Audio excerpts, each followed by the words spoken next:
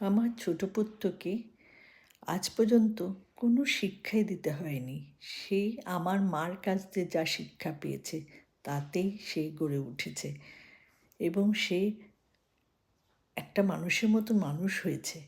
সে পৃথিবীর মানুষের কথা ভাবে, যাদের দুঃখ কষ্ট তাদের পাশে কীভাবে দাঁড়াতে হবে, এবং সে দাঁড়ায়। সেই জন্যে সে অনেক যুদ্ধ করে, কিন্তু চুপচাপ করে যায়, কখনো জানায় না। আমি জানতে পারি যখন, তাকে বললে তখন সে আমাকে জানায়। আমার মা বাবার পরে সে আমার গুরু। সে আজকে আমাকে পৃথিবীর অনেক আলো দেখিয়েছে।